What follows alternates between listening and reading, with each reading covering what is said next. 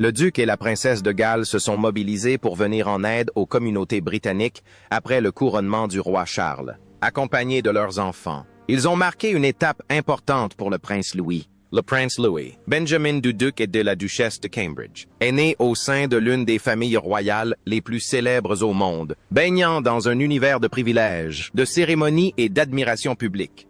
Connu pour son énergie débordante, ses sourires malicieux et son rire qui, jadis, charmait tout un pays depuis le balcon du palais. Louis est aujourd'hui confronté à une épreuve personnelle qui a profondément ébranlé sa famille. Aarhus Clos. Le trouble émotionnel de l'enfant a nécessité une intervention urgente. Comment cela s'est-il produit? Que révèle cette situation sur la vie au sein de la famille royale? Voici l'histoire. Le palais confirme une grave épreuve personnelle. Il s'est empressé d'expliquer pourquoi le pays avait été bouleversé par son alerte précédente.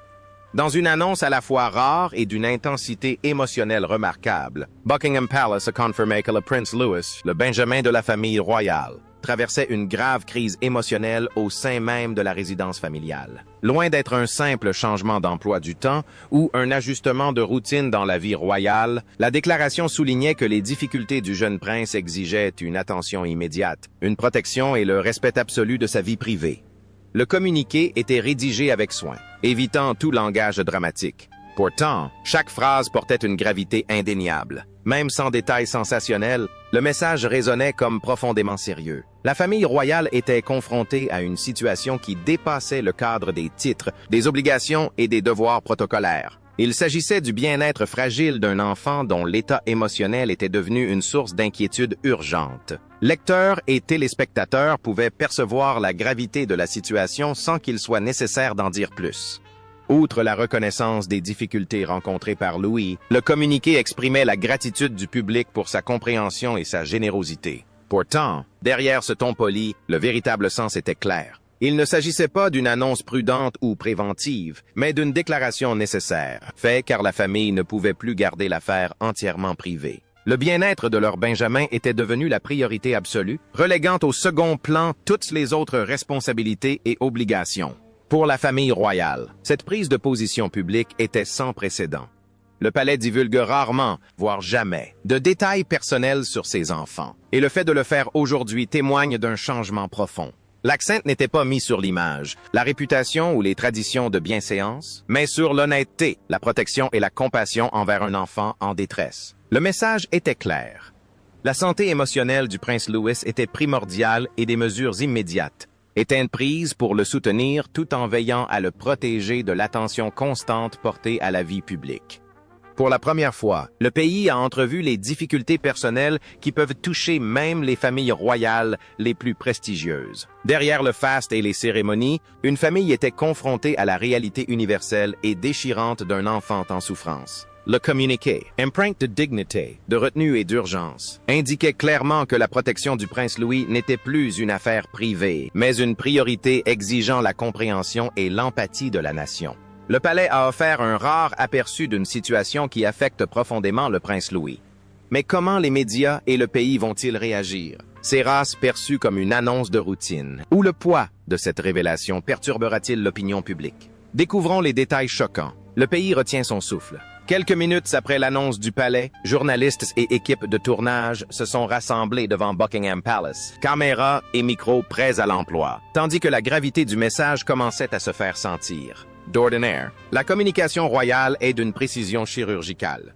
Les déclarations sont mesurées, les détails sont filtrés, et les affaires personnelles, surtout celles concernant les enfants, sont rarement partagées. Mais cette fois-ci, c'était différent. Il n'y eut ni préambule, ni contexte soigneusement élaboré, ni explication technique pour atténuer la nouvelle. L'absence de ces assurances habituelles rendit la situation plus grave, plus urgente et profondément réelle. Le public, Louis aussi, en ressentit immédiatement la gravité.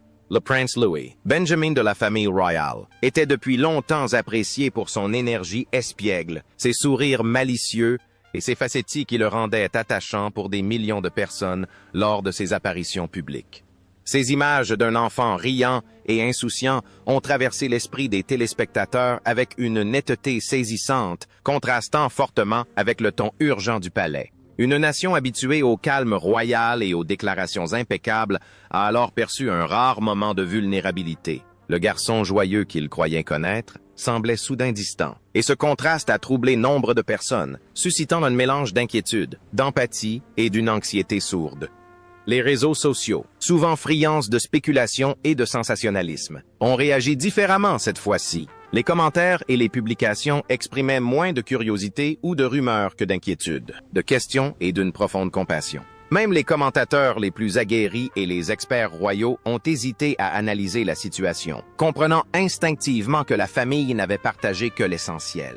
Le silence qui suivait les mots était lourd de sens, comme un indice que cette affaire n'était pas une simple gaffe royale ou un incident de cérémonie, mais un problème personnel d'une importance humaine véritable. Le message du palais était « on ne peut plus clair ». Un événement grave avait touché le prince Louis, exigeant des soins, une attention et une protection immédiats.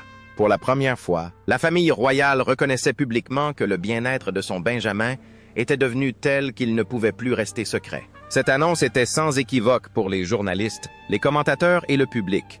L'état émotionnel de l'enfant était préoccupant, la situation urgente et l'inquiétude de la famille totale.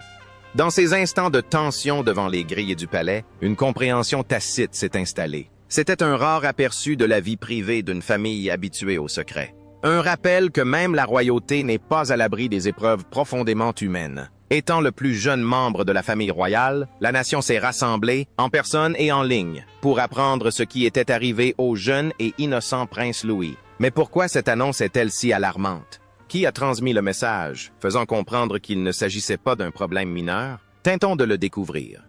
Le prince William s'exprime en père. Contre toute attente, ce n'est pas un porte-parole royal qui s'est adressé à la nation, mais le prince William lui-même. Les caméras ont immortalisé l'instant où, face à la presse, il se tenait de là, sans discours préparé, sans pupitre, sans paroles répétées. Sa seule présence témoignait de la gravité de la situation. Il ne s'agissait ni d'une déclaration protocolaire, ni d'un compte-rendu habituel des obligations royales. C'était un père qui parlait avec le cœur, partageant avec le monde entier les difficultés intimes de son plus jeune enfant. William a expliqué que le prince Louis souffrait d'une détresse émotionnelle persistante, une épreuve qui s'était installée discrètement au fil des mois d'incertitude et de changement au sein de la famille royale. Le sommeil de l'enfant était perturbé, ses nuits agitées ponctuées d'angoisse. Son humeur était changeante, passant parfois de la joie à la mélancolie sans prévenir, ce qui inquiétait ses parents et les poussait à chercher comment le réconforter. Louis peinait à comprendre les changements qui l'entouraient, incapable d'expliquer pourquoi le monde qu'il connaissait lui paraissait différent, pourquoi la maison, autrefois si sûre, était désormais empreinte d'une tension sourde. Puis vint le moment qui révéla toute la profondeur de la peur de l'enfant. Dans une confidence sincère, William partagea la question qui le hantait depuis qu'elle lui avait été posée. Louis, dans son innocence et sa vulnérabilité, demanda si sa mère allait disparaître, comme il avait lui-même vécu la perte d'un être cher. Ces mots, simples et pourtant déchirants, révélaient une peur qui grandissait en silence, imperceptible dans le tumulte du quotidien et des obligations royales. Le prince admit avec une remarquable honnêteté qu'il n'avait pas, dans un premier temps, saisi la gravité du désarroi de son fils. Les exigences de la vie royale, les responsabilités et les devoirs publics avaient accaparé toute son attention, le laissant inconscient du combat silencieux qui se déroulait dans les moindres recoins de la maison familiale. Mais la question de son enfant illumina tout. À cet instant précis, William comprit que Louis avait besoin de bien plus que de simples paroles rassurantes. Il avait besoin de compréhension, de patience et d'une présence apaisante qu'aucune obligation publique ne saurait remplacer. S'adressant directement à la nation, William implora l'empathie, la compassion et la retenue. Il souligna que la situation exigeait une attention particulière, non pas sous forme d'examen minutieux ou de sensationnalisme, mais sous forme de calme et de soutien, afin que le Benjamin de la famille royale se sente en sécurité, protégé et écouté. Ce fut un rare aperçu de la vulnérabilité d'un parent, du dévouement d'un père et de l'intime réalité humaine qui se cache derrière les portes dorées de la royauté. L'annonce est venue directement du père du jeune prince, soulignant la gravité de la situation. Mais qu'est-ce qui tracasse exactement le prince Louis? Et quel impact cela a-t-il sur lui? Penchons-nous maintenant sur un changement notable chez le prince Louis. La flamme s'éteint peu à peu. L'enfant vif et plein de vie que le public avait appris à connaître et à adorer commençait lentement à disparaître. L'énergie espiègle qui illuminait autrefois les salles lors des apparitions officielles, des saluts au balcon et des réunions de famille avaient visiblement disparu. Les matins, jadis emplats de rires et de bavardages animés, étaient devenus silencieux. Le petit déjeuner restait souvent intact. Les repas tant appréciés étaient à peine entamés, comme si manger avait perdu tout son sens. Les jouets, les jeux et les activités qui avaient auparavant empli ses journées de joie ne retenaient plus son attention. Et les jardins, les salles de jeu et les recoins familiers du palais lui semblaient étrangement vides sans son enthousiasme habituel. Pourtant, il ne s'agissait pas d'une histoire de rébellion ou de défiance. Le jeune prince ne manifesta aucune colère ni aucun comportement déplacé. Au contraire, il se replia sur lui-même, s'adonnant à de longs moments de silence qui semblaient interminables. Des heures s'écoulaient tandis qu'il observait en silence, s'agitait ou restait assis seul, tentant de comprendre des sentiments qu'il ne pouvait encore ni nommer ni exprimer. C'était comme s'il portait un lourd fardeau invisible, une énigme émotionnelle trop complexe pour être exprimée par des mots à son âge. Pour le prince William et la princesse Catherine, ce calme était profondément inquiétant.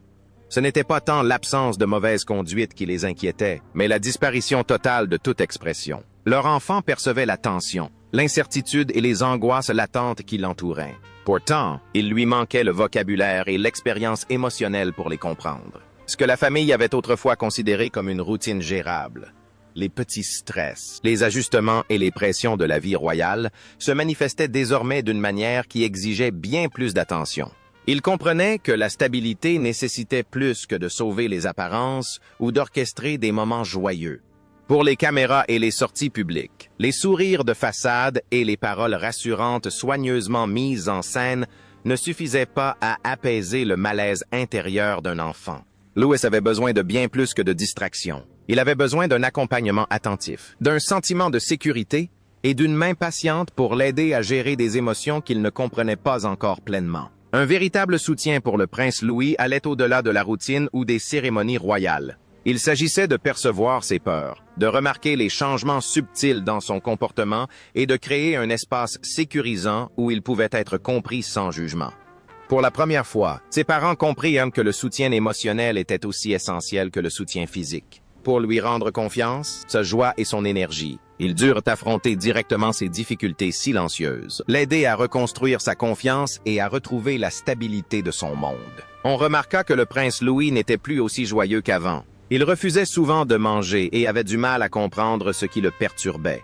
Mais quel rôle joue sa sœur dans tout cela? Et que signifie l'intervention d'une autre jeune princesse pour soutenir son petit frère? Découvrons-le. La tension palpable qui pèse sur les enfants, à l'abri des regards, au sein de la famille royale. Le poids émotionnel des épreuves du prince Louis a affecté chaque aspect de la vie familiale. Tandis que le public assistait à des cérémonies et à des apparitions impeccables, derrière les portes closes, les enfants étaient confrontés à un véritable tourbillon d'émotions. La princesse Charlotte, d'un calme et d'une maturité exceptionnelle pour son âge, a assumé un rôle extraordinaire. Elle devint une présence protectrice pour son jeune frère, restant à ses côtés dès que la peur se manifestait, le distrayant avec des histoires et des conversations apaisantes, et s'efforçant de le préserver de la tension invisible qu'elle percevait chez les adultes qui les entouraient. Pendant des semaines, Charlotte assuma cette responsabilité sans se plaindre. Elle devint un havre de paix, un rempart entre son frère et la tension qui semblait émaner du palais lui-même. Pourtant, même sa patience et sa maturité remarquables ne purent la protéger complètement de la souffrance émotionnelle. Finalement, le fardeau devint trop lourd et la jeune princesse, submergée par les larmes, admit à voix basse qu'elle ne savait plus comment aider son frère. Ce fut un aveu déchirant. Malgré ses efforts, le poids de la situation l'avait elle aussi touchée, révélant à quel point les enfants absorbent les émotions, même lorsque les adultes se croient protégés. Pour le prince William et la princesse Catherine, ce fut une prise de conscience brutale. La pression émotionnelle avait dépassé le cadre de Louise. Charlotte en avait également été affectée. Ils comprirent qu'aucune tentative de se protéger des regards indiscrets, aucune gestion rigoureuse des apparences ou des rumeurs n'avait empêché leurs enfants de ressentir le stress et l'incertitude qui régnaient au sein du foyer. Le calme affiché en public ne pouvait masquer les craintes qui grandissaient en silence. La famille comprit qu'attendre et espérer que les enfants s'adaptent d'eux-mêmes n'était plus envisageable. La situation exigeait une attention directe, des soins attentifs et une reconnaissance honnête de ce qui se passait. Des conversations privées, des paroles rassurantes et un accompagnement attentif étaient nécessaires pour aider les deux enfants à gérer des émotions qu'ils étaient trop jeunes pour comprendre pleinement. Il est devenu évident qu'élever des enfants dans ces circonstances exigeait bien plus que de la routine, de la discipline ou des distractions. Cela requérait de l'empathie, de la présence et le courage d'affronter le problème ouvertement, même dans le cadre délicat de la vie royale. C'est dans ce cocon familial que la famille a appris une vérité essentielle. Protéger les enfants du monde ne suffisait pas. Une véritable protection impliquait de s'attaquer à la peur à la source, d'accompagner les jeunes cœurs dans l'incertitude et de leur apporter le soutien nécessaire pour qu'ils se sentent en sécurité et compris. L'enjeu était de taille et la famille savait que sa réaction immédiate façonnerait le bien-être émotionnel de Louis et Charlotte pour les années à venir. La princesse Charlotte s'était forcée, discrètement, de soutenir son jeune frère durant cette période difficile. Mais les enfants auraient-ils pu être mieux préparés à cet équilibre émotionnel plus tôt? Et comment l'éducation qu'ils ont reçue influence-t-elle leur réaction dans des moments comme celui-ci? Examinons cela de plus près. Une approche différente de l'éducation royale. Le prince William et la princesse Catherine ont délibérément opté pour une approche moderne, privilégiant le bien-être émotionnel de leurs 3 enfants, contrairement aux attentes royales traditionnelles, qui mettent l'accent sur le stoïcisme et la maîtrise de soi. Ils encouragent George, Charlotte et Louis à exprimer leurs sentiments, à poser des questions et à explorer leurs émotions ouvertement. Conscients de l'immense pression liée à la vie royale, William et Catherine sont déterminés à élever des enfants résilients et émotionnellement équilibrés, capables d'affronter les difficultés avec confiance, tout en se sentant en sécurité, compris et soutenus à chaque étape. La famille royale est réputée pour son stoïcisme, même dans les moments les plus difficiles, explique une source proche du couple. Mais William et Catherine s'éloignent délibérément de cette mentalité. Ils estiment que la communication et des limites claires sont tout aussi importantes et s'engagent à élever leurs enfants dans un environnement où l'honnêteté, l'ouverture et la compréhension sont encouragées. En créant un foyer où les émotions sont valorisées plutôt que réprimées, ils espèrent prévenir l'isolement affectif qui peut parfois accompagner la vie sous les projecteurs. Cette philosophie éducative s'applique à leurs 3 enfants, George, Charlotte et Louis. La source a souligné que le couple encourage activement ses enfants à partager leurs pensées, à exprimer leurs préoccupations et à poser des questions sur le monde qui les entoure. Cela peut paraître simple, voire banal dans de nombreux foyers, mais dans le contexte royal, cette approche est significative. George, 2e dans l'ordre de succession, et Louis, 4e, grandissent dans un environnement marqué par les cérémonies, les traditions et les attentes du public. Le choix de rompre avec la pratique royale habituelle de la retenue émotionnelle témoigne d'un changement radical dans la manière dont la famille accorde une importance particulière à la vie privée de ses plus jeunes membres. La méthode de William et Catherine ne consiste pas à rejeter la tradition dans son intégralité. Il ne s'agit pas non plus d'abandonner la discipline ou la structure. Il s'agit plutôt de trouver un équilibre entre les attentes royales et le besoin humain de soutien et de compréhension, en donnant à leurs enfants les outils nécessaires pour reconnaître et exprimer leurs émotions. Ils favorisent leur résilience, leur empathie et leur conscience de soi. Des qualités qui leur seront utiles non seulement en tant que membres de la famille royale, mais aussi en tant qu'individus évoluant dans un monde complexe. En somme, le couple redéfinit discrètement ce que signifie élever des enfants au sein d'une institution séculaire.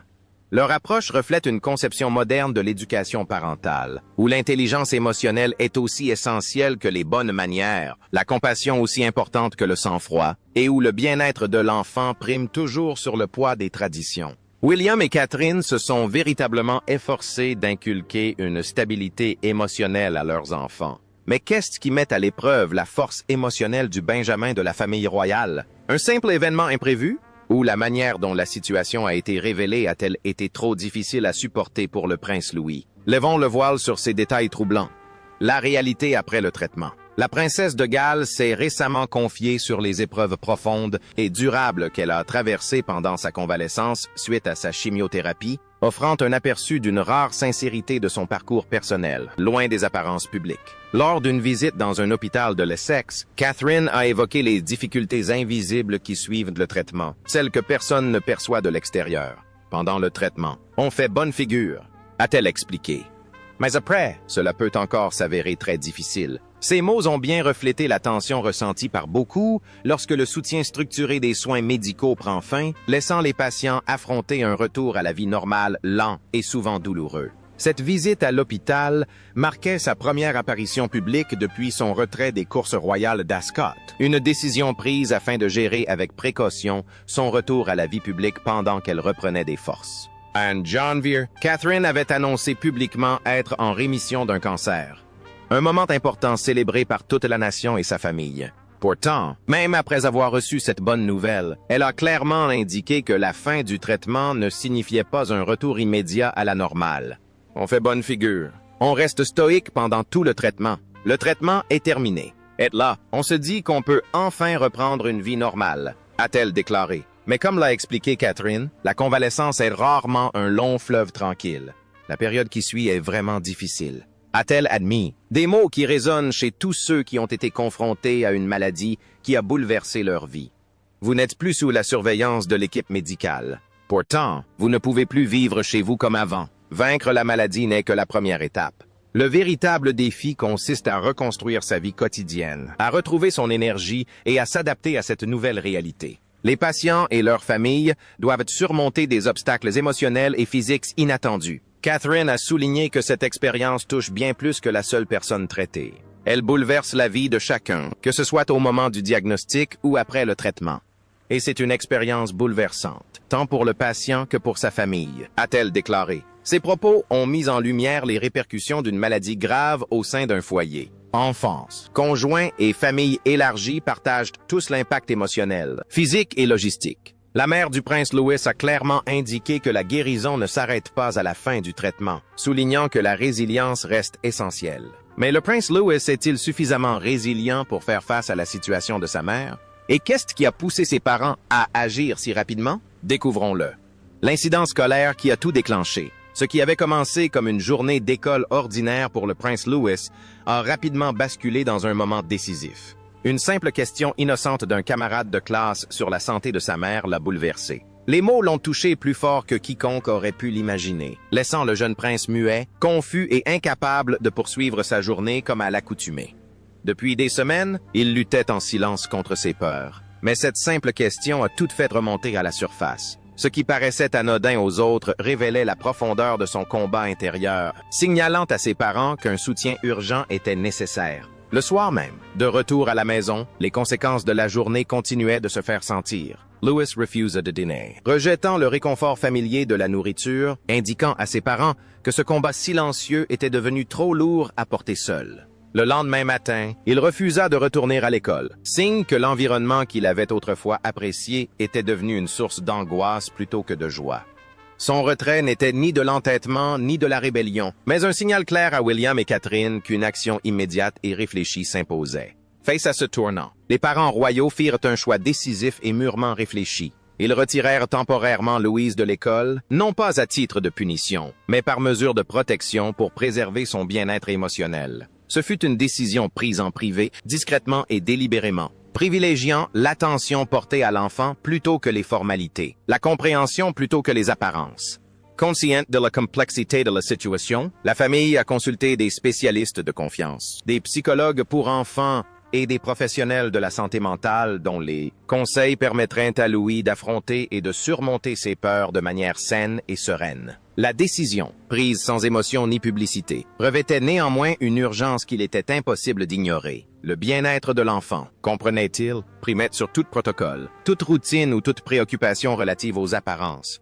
En intervenant à ce moment crucial, la famille a souhaité redonner à Louisie un sentiment de stabilité, de sécurité et de réconfort, lui offrant ainsi l'espace nécessaire pour exprimer les émotions qu'il refoulait en silence. Ce moment a marqué un tournant, non seulement pour Louisie, mais aussi dans la manière dont la famille prenait soin de lui. Il a mis en lumière le fait que même les enfants les plus protégés et privilégiés peuvent traverser des épreuves profondément personnelles et que le véritable amour exige parfois des décisions difficiles, immédiates et privées, afin de préserver la santé mentale et émotionnelle d'un enfant. Une conversation anodine à l'école a été trop difficile à gérer pour Louis, poussant ses parents à consulter des spécialistes. Mais pourquoi la famille royale s'exprime-t-elle publiquement sur l'état de Louis-Suisse? Serait-ce pour protéger la jeune génération d'un déséquilibre émotionnel? Et que signifie la situation de Louis-Suisse pour la famille royale dans son ensemble? Levons le voile sur les détails qui se cachent derrière la couronne. Au fur et à mesure que les informations se précisaient, le choc initial du public a progressivement fait place à une profonde empathie. La nation comprit qu'il ne s'agissait pas d'un scandale, d'une controverse ou d'un drame royal au sens habituel du terme, Le palais dévoilait plutôt quelque chose de bien plus intime et profondément humain. La souffrance émotionnelle d'un jeune enfant. Le prince Lou, jadis si plein d'énergie et de joie, traversait une période de profonde détresse émotionnelle qui exigeait attention, soutien et compréhension. Il ne s'agissait pas d'une question de titre ou de tradition, mais des pressions subtiles et invisibles que même les enfants les plus protégés peuvent ressentir. La famille royale a fait le choix délibéré de privilégier la transparence au silence, consciente que dissimuler la vérité ne serait d'aucune aide pour leur fils. Ce faisant, elle a démontré que la guérison et le soutien nécessitent clarté, communication et d'empathie. En reconnaissant ouvertement les difficultés de Louis, elle a permis au public de découvrir la réalité derrière les apparences et les rituels officiels. Ce fut un rare aperçu de la vie privée de la famille, révélant que même dans les foyers les plus privilégiés, les enfants ne sont pas à l'abri de la peur, de la confusion ou de la vulnérabilité émotionnelle. Derrière la grandeur, les titres et les cérémonies séculaires se cachait une vérité simple. Un petit garçon avait besoin d'être rassuré, de patience et de calme pour reprendre confiance en lui. Cette nouvelle fut bouleversante, non pas parce qu'elle impliquait une faute ou un scandale, mais parce qu'elle révélait à quel point l'incertitude, l'inquiétude et le stress peuvent affecter profondément le monde intérieur d'un enfant. Le contraste saisissant entre l'image insouciante affichée en public et la réalité intime des difficultés de Louis Suisse a profondément touché les gens, leur rappelant que le bien-être émotionnel transcende le statut social, la richesse ou les privilèges. Pour la première fois, la famille royale a lancé un appel poignant au monde entier, non pas pour observer, scruter ou analyser, mais pour laisser à Louisie l'espace et l'intimité nécessaires à sa guérison. Cet appel, empreinte non de cérémonie ou d'obligation, était guidé par l'amour et la compassion. Il invitait le public à reconnaître que, parfois, les actes les plus courageux sont discrets, accomplis à huis clos et entièrement dédiés au bien-être d'un enfant. Au final, cet événement a transformé la perception de la monarchie par le pays, la faisant apparaître non plus comme un simple symbole de faste, de tradition ou de pouvoir, mais comme une famille confrontée aux défis profondément humains que représentent la protection, l'éducation et le soutien de ses plus jeunes membres. Il a rappelé que le cœur de la royauté, comme celui de tous les parents, se définit non par les apparences, mais par l'attention, la patience et le courage d'affronter la vulnérabilité avec honnêteté. Alors, que pensez-vous des nouvelles du prince Louis? Le jeune prince se remettra-t-il rapidement de cette épreuve? N'hésitez pas à partager vos impressions dans les commentaires ci-dessous. N'oubliez pas de liker et de vous abonner.